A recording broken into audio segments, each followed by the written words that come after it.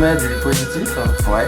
Comment toi, pour toi, tu cultives cette pensée positive? Qu'est-ce que tu fais? Est-ce que tu as des rituels, des habitudes Alors c'est vrai qu'on va dire que l'objectif c'est, moi par exemple, ma chérie m'a offert ce bracelet. Ça c'est un bracelet qui symbolise pour moi justement toute la pensée positive et toutes mes bonnes résolutions 2017 que je vais tenter de garder.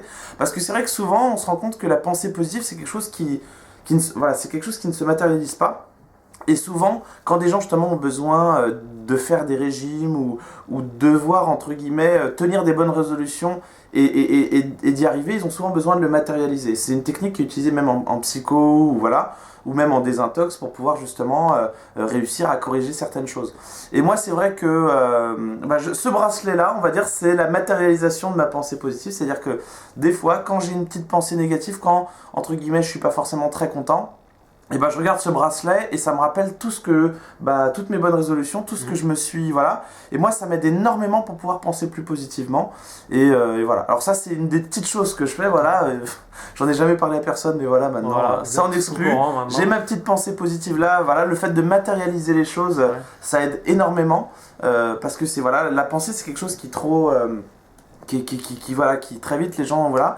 Et l'autre chose qui est important à savoir, c'est que la pensée positive, c'est un travail qu'il faut faire. C'est comme un muscle que tu dois travailler. C'est-à-dire que souvent, les gens disent oui, c'est important de penser positivement, mais ils n'ont pas l'habitude de le faire.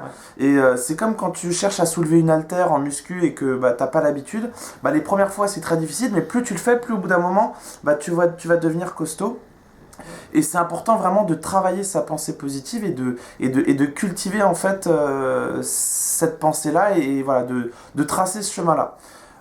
Pour en revenir également même à la pensée un peu qui est peut-être plus négative, j'avais vu une métaphore qui était assez parlante pour moi. C'est comme si la pensée négative, c'était être dans un chemin boueux avec un 4x4 et toujours passer par le même chemin. Jusqu'au moment où, à un moment donné, et forcément, plus tu passes par ce chemin-là, plus il y a les traces du 4x4 qui sont dans le chemin et plus tu t'enfonces en fait. Jusqu'au jour, à un moment donné, tout seul tu peux pas t'en sortir, il faudra qu'il y ait des gens derrière pour pousser parce que tu seras totalement bloqué et ça peut amener justement à des burn-out, etc.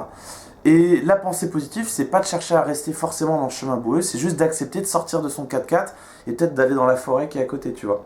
Donc il faut savoir que la pensée positive, comme la pensée négative, c'est quelque chose qui entre guillemets, des fois c'est des automatismes et des fois parce qu'il pleut, j'ai le réflexe de me dire oh là là il fait un temps pourri, etc. Et la pensée positive c'est de se dire tiens il pleut, j'ai quand même la chance d'avoir un toit quoi. Voilà, et c'est ça, c'est ça ce travail.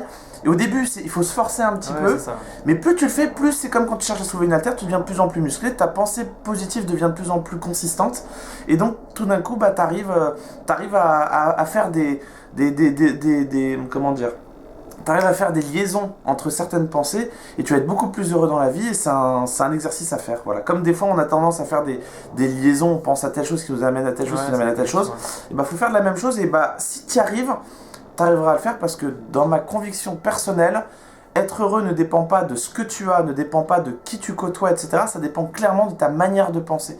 D'ailleurs c'est ça qu'on devrait apprendre à l'école, on devrait nous apprendre à penser de manière positive plutôt que de chercher à nous apprendre par cœur des trucs qu'il faut certes apprendre, mais voilà, si on nous apprenait à penser de manière plus positive, ça serait peut-être, à mon avis, on serait peut-être plus heureux dans la vie. Voilà. Ok, beau message. Tu couperas, forcément, je suis assez bavard. Non, on va pas couper, on va tout garder. Ah ouais, cool.